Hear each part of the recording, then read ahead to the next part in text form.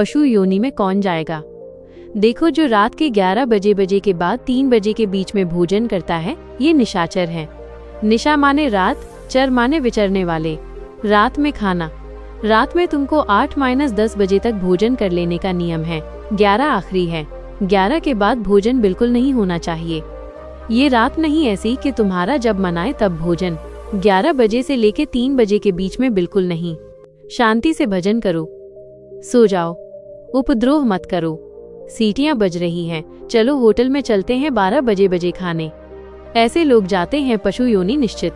अपवित्र भोजन, दुर्गंध युक्त भोजन, अभक्ष भोजन, इनको पाने में जो आनंद मानता है, रात के 11 से 3 के बीच में भोजन जो रात में आहार ऐसा करता है, उसको पशु योनि मिलती है। जो दूसरों का धन चोरी करता है, जो विद्वान बनके दूसरों की वंचना करके धन को लूटता है, जो अपने कर्तव्य कार्यों से अनभिज्ञ होकर मनमानी आचरण करता है, जो समयोचित सदाचार का ज्ञान नहीं रखता, वह मूर्ख पशु योनियों को प्राप्त होता है। जो हिंसक स्वभाव का है, जो अपने परिवार वालों को पीटता है, गाली गलौज, थोड़ी सी संपत्ति के लिए मारपीट, ऐसी लड़ाई झगड़ा, कल प्रिय कायर कुत्ते की योनि को प्राप्त होता है। लिखा हुआ है वो कुत्ते की योनि को प्राप्त होता है। जो थोड़े से हिस्सा के लिए भाई बंधुओं को मारपीट, कलह, लड़ाई झगड़ा, इस तरह का व्यवहार, हिंसक स्वभाव, क्रूर स्वभाव, इनको कुत्ते की योनि प्राप्त होती है। जो चंचल स्वभाव देखो, कुछ न कुछ करते, बैठे तो पैर हिलावे, वो मतलब शांत नहीं रह सकते। उनके शरीर में वाइब्रेट होता रहता है। वाइब्रेट जैसे मोबाइल नहीं झलझाता, वो झलझलाते रहे। सुन लो भाई, क्या बनोगे। और जो दूसरे के भोजन के लिए लालायित रहता है, कहाँ से निमंत्रण आ जाए, कैसे हो जाए, क्या व्यवस्था बन जाए, शुरू और जब चलता है ना, तो बेढंगे ढंग से चलता है, बेढंगी। और दूसरों की वस्तु देखकर लुभायमान छीनने का स्वभाव करता है, उसको अगला जन्म बंदर का मिलेगा। जो वाणी से सदैव कटु बोलता है, कुटुंबियों से द्वेष करता है, लोगों की चुगली खाता है, उसे अगला जन्म सर्प योनि का मिलेगा। कुटुंबियों से द्वेष करता है, दूसरे की चुगली खाता है। उद्योगजनक वचन, उद्योग माने भारी क्लेश पहुंचाने वचन। दूसरे की निंदा करना, चुगली करना तो विषधारी सर्प बनता है। जो शरीर से बलवान दीन जनों के ऊपर आक्रमण करके खूब पिटाई मार करना, माता पिता को मारना, ऐसे गरीब जनों को, दीन जनों को मारना, निर्लज और मांस भक्षण करने वाला, उसको अगले जन्म में क्रूर मांस भक्षी जैसे आईना, सिंह, सियार, ऐसी योनियों को दिया जाता है। क्रूर हिंसक पशु सिंह जैसे हैं, जैसे लकड़बग है ना, लकड़बग है, भेड़िया है, ऐसे जो मांस भक्षण करने वाले हैं, जिनकी आवाज दूसरों को सदैव दुख ही देती है। बोलने का मतलब है दुख ही देना। जो दूसरे को अब जैसे जा रहे हैं जंजीर खींचा, ऐसे ऐसे वो गिर गए, उनके अंग भंग हो रहे हैं। वो समझ रहे 300-400 की सोने की चैन खींच ली तो हम ब्रह्मा बन जाएंगे। देखो उनको क्या बनना पड़ेगा। जो दूसरों को भय प्रदान करते हैं, दूसरों की संपत्ति छीन लेते हैं, ऐसे लोग अजगर योनि को प्राप्त होते। भूखे मरो जब कभी अवसर मिल जाए तब ऐसे ये जो दूर दृष्टि न रख के, वर्तमान दृष्टि रख के, केवल भोग के लिए दूसरे के दुख का कारण बनते हैं। केवल उनके चिंतन यही चलता रहा है, कहाँ से क्या खा लूं, कहाँ से क्या उठा लूं, कहाँ से क्या। बोले हाथी की योनि को प्राप्त होते हैं, वो पशु हाथी योनि को। इस तरह से 83,99,000 योनियां हैं जो भजन नहीं करते, भगवत विमुख हैं, उनको सब क्रमशः प्राप्त होती हैं। उपासक को चाहिए संगीत की कम से कम इतना तो कर ले कि अगला जन्म मनुष्य का हो जाए, फिर भजन करें अगर कोई कमी रह गई होगी। अगर आप नाम जप करेंगे और एक बात ध्यान रखेंगे कि दूसरों को दुख न पहुंचने पावे, तो पक्की बात है भगवान की कृपा से अगर भगवत प्राप्ति नहीं हुई तो दूसरा जन्म होगा मनुष्य का, और बहुत महान भक्तों के बीच में जन्म होगा। जन्म से ही भजन प्रारंभ हो जाएगा। आप यवन अवस्था प्राप्त होते होते भगवत प्राप्त हो जाएंगे, काम हो जाएगा आपका। भजन एक ऐसी वस्तु है जो आपको बचा सकती है। अब इसमें कह रहे हैं कि जैसे आप भजन मार्ग में लगे हुए हो और आपको कोई गाली दे रहा है, आपने पलट के गाली दे दी तो आपका भजन क्षीण हो जाएगा। इसलिए भजन को बचाने के लिए कह रहे। ये ब्रह्म ऋषियों की बातें हैं, बहुत काम की बातें। अकार प माने उदारता। भजन किससे बचेगा?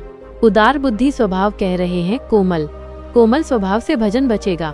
संतोष वृत्ति से भजन बचेगा। गुरु इष्ट पर श्रद्धा वृत्ति से भजन बचेगा। दोष दृष्टि किसी पर न हो, इसका अभाव हो तो भजन बचेगा। गुरु सुशुष सेवा से भजन बढ़ेगा। प्राणियों पर दया तो भजन बढ़ेगा। किसी की भी चुगली न करना।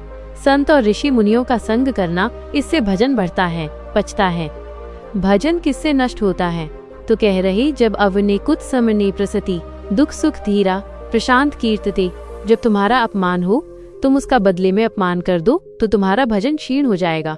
और यदि अपवने न कुप, अगर तुम्हारा अपमान हो रहा, तुमने क्रोध नहीं किया, तुम्हारा सम्मान हुआ, तुमने सम्मान स्वीकार नहीं किया, बचना भाई, इससे बचना, ये अगला जन्म नहीं होने देंगे।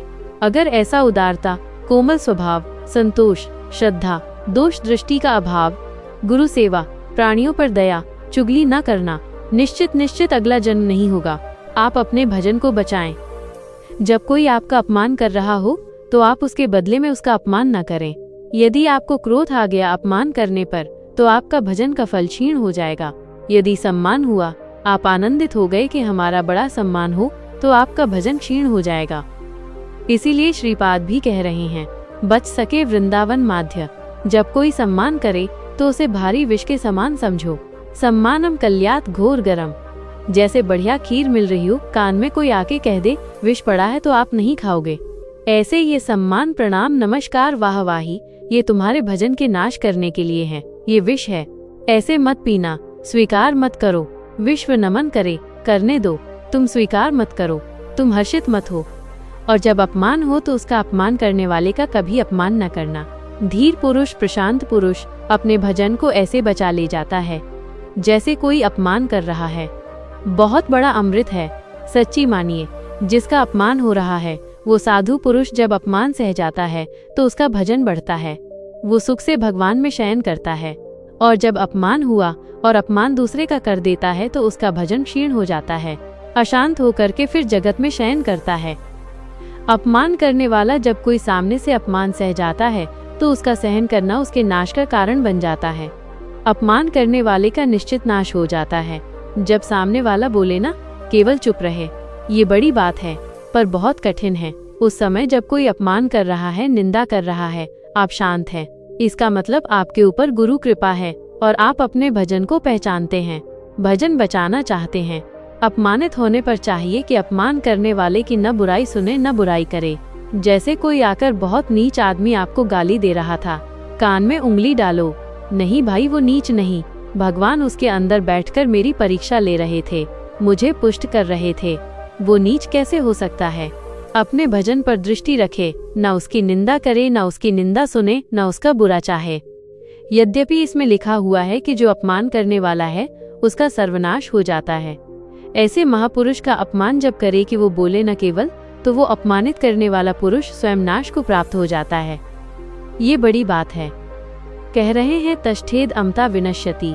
अगर वो अपमान जिसका कर रहा है वो महात्मा भजन करने वाला शांत है, कुछ नहीं बोल रहा है, वो तो सुख से शयन करेगा परमात्मा में और उसका भजन सुरक्षित बच गया और जो भी कलमस हुआ होगा वो भस्म हो गया। लेकिन अपमान करने वाला बोले विनश्यति, उसका नाश पक्का हो जाएगा। अपमानित होने पर साधक को चाहिए कि कभी अपमान करने वाले की न बुराई सुने और न बुराई करे, उसका भजन बच जाएगा, भगवान की कृपा हो जाएगी। साधक को चाहिए कि अपमान को अमृत के समान पान कर ले, नीचा अपमान सुधा। देखो साधक अपमान को अमृत के समान, जब कोई अपमान कर रहा हो तो ऐसे खुश होना चाहिए, काम बन गया। भगवत प्राप्ति में जो बाधक भाव है, इसके अपमान करने से भस्म हो जाएंगे, भगवान हम पर प्रसन्न होंगे। मौन, कभी कभी उसकी तरफ रुद्र दृष्टि से भी न देखो अपमान करने, ये भागवती के लक्षण है। अमृतस्तपत अपमानस योग, अमृत है अपमान। पर देखो ध्यान दीजिए, यदि आपकी कोई निंदा कर रहा है और सही में कर रहा है निंदा, तो तुम्हें सुधार करना चाहिए। वो तुम्हारे लिए अमृत नहीं है, वो विष है, सुधार करो। और अगर वास्तविक हमारी कोई गलती नहीं, हमारा अपमान, हमारी निंदा हो रही, तो नाचना चाहिए कि बहुत बड़ा विघ्न नष्ट हो गया। भजन में हमारी उन्नति अब पक्की होगी, पक्की उन्नति होगी, लौकिक और पारलौकिक। विषव युग सम्मान सदा। साधक को चाहिए कि सम्मान से ऐसे बचे जैसे विष भरे भोजन से बचा जाता है। सम्मान स्वीकार न करें। प्रणाम नमस्कार, ऐसे श्री हरिवंश कोई कह रहा है, श्री अब अगर पंचांग प्रणाम कर रहा है आप भी नमन कीजिए, निकल जाइए, व्यवहार मत बनाइए। दोबारा वो ना प्रणाम करे ऐसी भावना रखिए। अगर ज्यादा आप उससे प्यार करेंगे कि ये प्रणाम कर रहा है तो सम्मान स्वीकार कर रहे। सम्मान देने वाले से ज्यादा प्यार नहीं किया। राधा चल सम्मान विष है और अपमान करने वाले को प्यार दृष्टि से देखा जाता है। आप बड़े हितशी हो, हमारा भजन बढ़ेगा, भगवान की प्राप्ति होगी। पर ऐसी अपनी तरफ से चेष्टा न करें कि कोई अपमान करे। अपमान से सदैव तप की वृद्धि होती है। अपमान तपो वृद्धि, सम्मान तपोक्षया। सम्मान स्वीकार करने पर तपस्या भजन क्षय हो जाता है और अपमान होने पर तपो वृद्धि, उसकी तपस्या की वृद्धि होती है। अर्चिता पूजितो विप्रा दुधा गौरी गच्छति। जो अपनी पूजा कराने लगता है, अपने प्रणाम स्वीकार करने लगता है, तो जैसे दूध देने वाली गाय दुर्बल हो जाती है, ऐसे तपहीन हो जाता है। जो भारी प्रणाम नमस्कार पूजा स्वीकार करता है, स्वीकृति नहीं होनी चाहिए।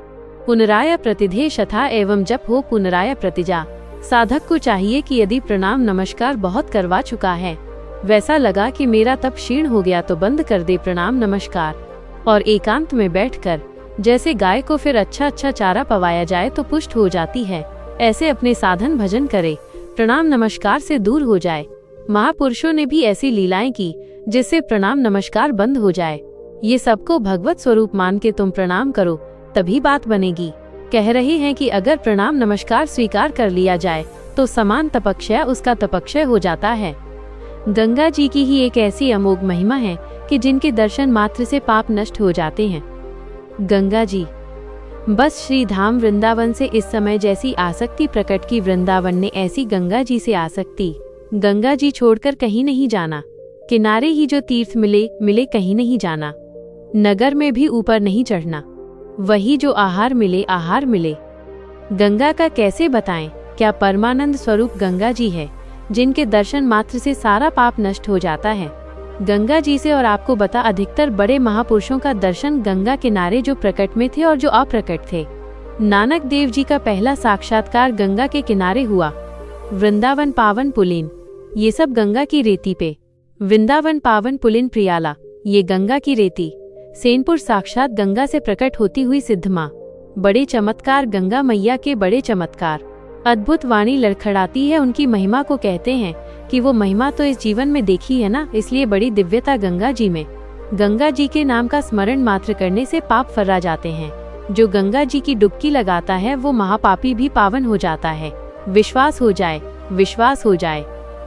गंगा जी में स्नान करके, आचमन करके, गंगा में ही जब पितरों का तर्पण किया जाता है तो पितरों को बहुत तृप्ति होती है और पितर मुक्त होने लगते हैं। जैसे अग्नि के संसर्ग से रुई भस्म हो जाती है, ऐसे ही गंगा जी के स्पर्श से शारीरिक, मानसिक, वाचिक तीनों प्रकार के पाप भस्म हो जाते हैं। जो 100 योजन दूर, 400 कोस दूर से गंगा गंगा गंगा बोले, मुते सर्व पाप कम सगच्छति, वो शरीर निष्पाप हो जाएगा, वो वाणी निष्पाप हो जाएगी, उसका मन निष्पाप हो जाएगा और वो भगवत धाम का अधिकारी हो जाएगा। जो 400 कोस दूर से भी गंगा गंगा गंगा, सब गोरा ही गोरा है। गंगा जी गोरी, महादेव जी गोरे, तो फिर उन्होंने उठाकर फेंक दिया ऐसे गोरे। प्रेम रसास में कभी सोचा नहीं था कि कभी वृंदावन, कभी सोचने में ही नहीं था वृंदावन। बड़ी अनन्य बात है, इतनी निर्भयता थी। अब गंगा किनारे तो गांव में लोग ऐसे ही लाश प्रवाहित करते हैं ना। कुत्ते वहां के बहुत प्रवीण होते हैं, बीच धारा से घसीट के लाश ला के ऐसे और वही खिला। हम भी पड़े हुए हैं, वही चीत रहे, कोई फर्क नहीं पड़ता, एकदम निर्भयता। भगवान शिव की अनन्यता गंगा जी को जब देखते हैं तो एक तो धारा में प्रवाहित होती है, भगवान शिव के जटा में भारी तन्मयता गंगा जी की, विशुद्ध कृपा, अपार शक्ति। कह रहे सैकड़ों योजन दूर से अगर गंगा गंगा गंगा ऐसा पुकार दे तो उसका शरीर पवित्र हो जाएगा, उसका मन पवित्र हो जाएगा, उसकी वाणी पवित्र। कल नरकों का वर्णन हुआ था, आज नरकों से उद्धार का वर्णन हो रहा है भाई। गंगा जल आचमन करने वाला, गंगा जल का स्नान करने वाला, गंगा की धारा का दर्शन करने वाला, 400 कोस दूर से गंगा गंगा गंगा ऐसा उच्चारण करने वाला नरक नहीं जाएगा। कल जब नरकों का वर्णन हुआ था तो कई लोगों के बातें आई थी कि हमारे 38 के 38 हमारे में लक्षण हैं। अब क्या होगा? कोई कहता हम में 5 है, कोई कहता हम में 2 है। इसका मतलब नरक जाना पक्का है, तो आज उसकी काट सुन लो, करना मत। अब नदानी अपना तो सहयोग पहले नियम लो कि आज के बाद नहीं करेंगे। नाम संकीर्तन करो, प्रभु का चरणामृत पियो। कभी अवसर मिले तो गंगा जी के समीप जाकर साष्टांग दंडवत करके डुबकी लगाओ। आनंद पूर्वक खड़े होकर कुछ देर नाम जप करो, नरक नहीं मिलेगा, सब बढ़िया मंगल हो जाएगा, पर करना ही पड़ेगा। कह रहे जो गंगा जी में स्नान के लिए कभी नहीं गए, न गंगा जी का नाम लिया, न गंगा जी पर श्रद्धा करते हैं, ऐसे लोगों के जीवन में जो आचरण बनते हैं वो बड़े निरर्थक होते हैं और ऐसे लोगों की ही दुर्गति होती है। पर गंगा जी का एक बार का स्नान पाप कर सकता है, पूर्ण विश्वास होना चाहिए। एक बार हरिद्वार में बहुत लोग गंगा स्नान कर रहे थे। पार्वती जी ने कहा कि देखो इन सब का उद्धार पक्का हो गया, क्योंकि हम देवी की महिमा को जानती है गंगा की। ये सब स्नान करके पूर्णिमा का पर्व है, ये स्नान कर रहे पक्का निष्पाप हो गए। महादेव जी ने कहा नहीं नहीं। बोले क्यों प्रभु? बोले इनमें कोई गंगा स्नान कर रहा है, सब पानी में डुबकी लगा के आ रहे हैं, गंगा में थोड़ी लगा। प्रभु आप भी एक आश्चर्यमय बात करते, सब देखो ना कितने भाव से नहा नहा के आ रहे हैं। बोले अच्छा, इनको विश्वास नहीं गंगा जी पे, इसलिए पानी पर डुबकी लगाते हैं। कोई एक होगा जिसे विश्वास होगा। देखो अभी हम परीक्षा कर गए, रास्ते में बैठ गए, जैसे गिर गए हो ऐसे वृद्ध का रूप रख के गिरे हुए। अंबाजी तो नवीन रूप धारण करके बोले जो निकले उससे जो हम कहे सो कहो। तो जो महादेव जी ने सिखाया तो कहते भैया ये हमारे पति देव गिर गए, थोड़ा हाथ सहयोग दीजिए, पकड़ के उठा दीजिए, अकेले उठ नहीं रहे हैं, आप आइए। और जब कोई आने लगे तो कहना निष्पाप पुरुष ही हमारे पति को छू सकता है, अगर पापी हुआ तो भस्म हो जाएगा, बस इतना तुम्हें बोलना है, ठीक है। अब जो निकलते बोले भैया आप गंगा नहा के आ रहे हो? बोले हाँ। तो बोले आप तो निष्पाप हो ही गए होगे, हमारे पति फिसल के गिर गए, हमारे पति निष्पाप है और जो निष्पाप पुरुष इनको निकाल सकता है, अगर कोई पापी छू लिया तो भस्म हो जाएगा, आप सहयोग करो। बोले गंगा तो नहा के आए पर पाप बहुत तो हुए, अगर कहीं पाप नष्ट न हुए हो तो भस्म ही हो जाएंगे। नहीं कोई नहीं, किसी की हिम्मत नहीं पड़ी कि महादेव जी को निकलवा दे, क्योंकि जहाँ ये कहती है कि अगर पापी पाप तो हुए हैं यार, अब पता नहीं गंगा नहाने में नष्ट हुए कि नहीं नष्ट हुए, बेकार को भस्म हो जाए। ऐसे उन्हें एक आदमी सरल भाव से गंगा गंगा गंगा माँ गंगे स्नान किया। बोले भैया हमारे पति को निकलवा। बोले अच्छा भैया लुटा रखा। बोले भैया एक बात सुन लो, हमारे पति निष्पाप है, अगर पापी पुरुष छुएगा तो भस्म हो जाएगा। बोले मैया आपको विश्वास नहीं, गंगा मैया में स्नान करके आ रहा हूँ, आप भी पापी हो। और तत्काल भगवान बाहर निकाल। जब वो चला गया तो भगवान शिव ने कहा ये केवल गंगा स्नान करके आया है, अर्थात यदि हम भगवान के नाम, भगवान के धाम, भगवान के इन पावन तीर्थों पर दृढ़ विश्वास करते तो बहुत जल्दी लाभ प्राप्त होता है। ये विश्वास के लिए सुनाता है शास्त्र, ऋषि मुनि सब ये विश्वास के लिए सुनाते। हम ये दृढ़ विश्वास कर लेना चाहिए कि अब हमारा कल्याण तो हो ही गया। जैसे गंगा जी क्या है? भगवान श्री कृष्ण का चरणामृत है, जिसे भगवान शिव मस्तक पर धारण किए अपने लोग रोज चरणामृत पीते हैं। किनका? प्रिया प्रीतम का। अब और गंगा की जरूरत पड़ेगी? जहाँ से गंगा प्रकट हुई उनके सर्वांग स्नान का जल यमुना जी। जब यमुना जी गंगा जी से मिली तो गंगा जी ऐसे होकर प्रणाम मुद्रा में मिली यमुना जी से। यमुना जी ने कहा तुम्हारा हो भाग्य कि तुम जगत पावन करने वाली गंगा हो। तो उन्होंने कहा तुम्हारे सामने मेरी कोई सामर्थ्य नहीं, क्योंकि तुम में प्रभु पूर्ण अवगाहन करते, हम तो प्रभु के चरण धवन मात्र है, आपके ऊपर तो पूर्ण प्रभु की कृपा है।